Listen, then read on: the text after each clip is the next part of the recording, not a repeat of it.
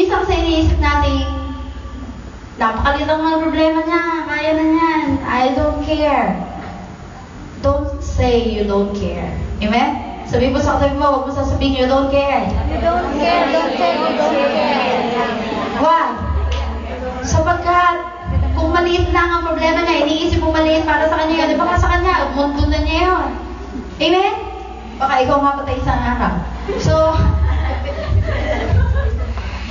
tandaan natin, napakadakila ng church because there is someone who understands and sympathizes with us. Sino yun? The Lord Jesus Christ. There is someone who sympathizes with us. There is someone who understands us. Tayo mga babae, napakahalaga na sinasabi sa ating, I understand. Amen? Iniisip ko kasi, ang church din, tayo, minsan may bumisita sa atin, isang pastor, sabi niya, special ang church nyo. Iniisip ko, ba't kaya niya nasabi special dahil magaganda kami? Hindi yun. Kasi napansin niya, puro babae. Kasi bihira ang church na pure na babae. Wala pa rin yung isang lalaki natin. So, lahat babae. So, naisip ko, yeah, special ang church. At siguro, iniisip niya, wala ka masyadong problema dyan kasi mga babae lang yan eh. Alam mo yun? Hindi mo po problemahin ang problema ng mga lalaki. Puro babae lang naman kasi. Pero, oo nga, no? Ano nga ba problema sa aming mga babae? Kilala niyo ba ang inyong mga sarili? Amen. If we really know ourselves, we know our problem. We always want to be understood. We always want to be, alam mo yan? Recognize, acknowledge. Batiin mo naman ako, ganda ko ngayon. Kagugupit mo, wala man lang bumati sa'yo. Alam mo yan? Kaya ang ganda ko ngayon. Di ba? At, to make the point, merong isang lalaki na nananangin sa Panginoon, napakatapat niya. Kaya nung nakita ng Panginoon na napakatapat nitong lalaki ito, sabi niya, humingi ka ng isang kahilingan. Ibibigay ko sa iyo. Name it! Sabi ng lalaki, Lord, di pa ako nakakarating sa Hawaii. Kasi takot akong sumakay sa aeroplano. Pero gusto ko makarating doon. So, ito lang request ko. Magtayo ka na lang ng mahabang bridge para babiyahe ko papunta doon by land. Ayoko sumakay ng aeroplano, takot ako sa aeroplano. So, sabi ni Lord, anak, napakaraming araw na ubusin at napakaraming ubusin manpower dito. Kasi ang layo-layo nung Hawaii dyan sa kinaroroonan mo. Napakahabang bridge ang kailangan itayo natin. So, humiling ka na lang ng ibaba. Sabi ng lalaki, Lord, ito na lang. Ito pa susunod na pinakahigit kong kahilingan.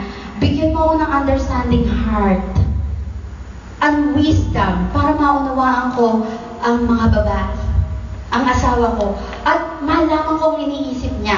Maarok ko ang damdamin niya. Masakyan ko siya. Alam mo kung ano sabi ni Lord? Anak, ano ang klaseng bridge ang gusto mo? 2 lanes o 4 lanes?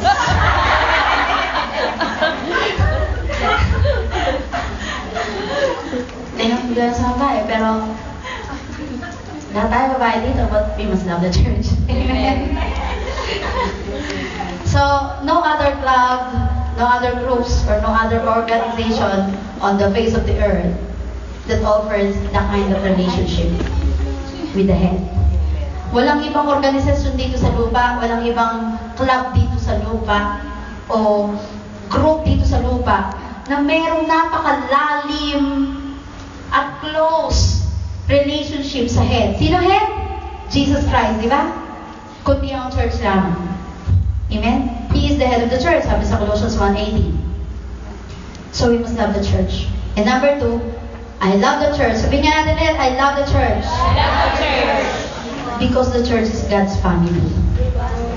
Sinabi sa 1 Corinthians chapter 12 and Romans chapter 12, tayo ay isang katawan, maraming bahagi. Amen? Alam niyo na yung kwento ng puwet eh, kaya hindi ko na sabihin ito. Diba? Tayo isang katawan, maraming bahagi. At sabi itong ganon, sa 1 Corinthians 12, yung pangit na bahagi pa nga ang lalong pinagaganda. Kasi yung maganda, maganda na yun eh. Amen? Ano yung sabihin pag may mga weak points o weak parts, di ba yun ang pinagtutuunan ng pansin? Ito kasi naging problema natin.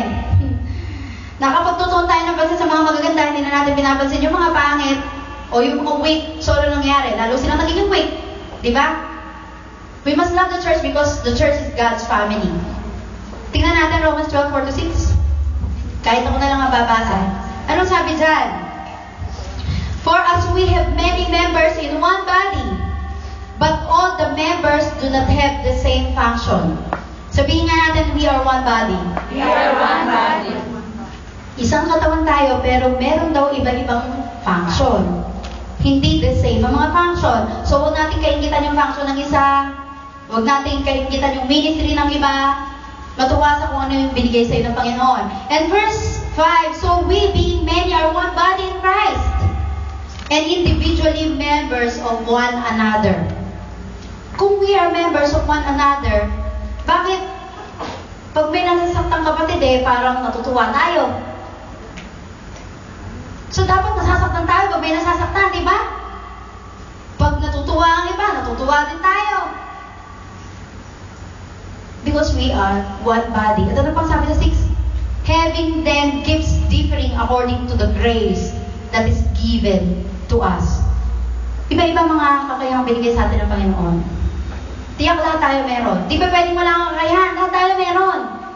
Iba-iba function. Kaya nga, alam mo yan, ang ganda yung sinabi sa Ephesians. Gusto kong basahin natin to. Ephesians 4.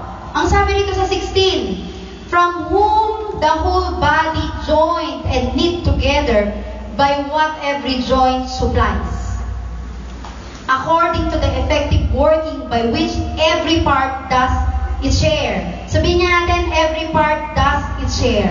Every part does its share. Unawain natin, every part does its share. Everybody does its share. Every part does its share. Kapag ang isang bahagi, hindi niya ginagawa ang share niya. Napansin niyo ba, linggo-linggo nagpapatak-patak tayo? Ba't patak lang, ba't di buhos? Alam mo, naghahati-hati tayo. Sa lahat ng bagay, naghahati-hati tayo. Amen? May nagdala ng isang mooncake, hati-hatiin sa 60 pieces. Ganyan kalaki. Every part does its share. Mga kapatid ko, gawin mo yung part mo. Sabihin mo sa katabi mo, gawin mo yung part mo. Napakahalaga. Bakit? Because it causes the growth of the body for the edifying of itself. Kapag hindi mo ginawa yung part mo, ano nangyayari? Kinukulang. Amen? Kinukulang ng nourishment. Sabi nga nun, every part does its share. It causes the growth of the body for the edification of itself in love. Lumalago, na-edify kapag ginagawa ng bawat isa ang kanyang bahagi. Pino-forfeit natin ang kapatid natin sa kanyang karapatan na makatamasa ng nung blessing sana na galing sa buhay mo kapag hindi natin ito ibinibigay o hindi natin ginagawa yung ating bahagi. So, we love the church because it is God's family. At tandaan din natin, isang paalala, every family has a secret. Sino mga walang sikreto pamilya nila? Alam mo yan, bawat pamilya may sikreto. Pinangangalandakan nyo ba? May kapatid kami sa labas. Iba-iba tatay namin magkakapatid. Every family has a secret and the same is the church. There are some things that we never tell to anybody. Paalala, kung sinisiraan natin ang church sa ibang kakilala natin, di ko naman sinasabing ganun kayo paalala lang to. Kung nagagawa natin ikwento ang church negatively sa mga kaibigan natin dyan sa market na hindi pa napupunta dito, do you think may encourage mo pa siyang umattend sa church na ito? No. Hello? Amen. Kinakausap ko kayo. Kung kinikwento natin sa mga kasamahan natin dyan, alam mo sa church namin, alam mo sa church namin, in a negative way hindi na tayo magkakaroon ng pagkakataong makapag-share sa kanila. At madala dito. Sa ibang church na nang-a-attend yun. Nawala yung karapatan mo o yung privilege mo para makapag-akay ka ng kaluluwa at mapalago mo ang iyong katawan. This is our body. This is our family. Amen? So kung ano sinabi ko kanina, help the sinner and to overcome and do not broadcast it. Yun ang ginagawa natin sa church. We must learn how to manage criticism. We must learn how to manage disagreements. Sabi ganun ni Rick Warren, pwede naman kayong lumakad ng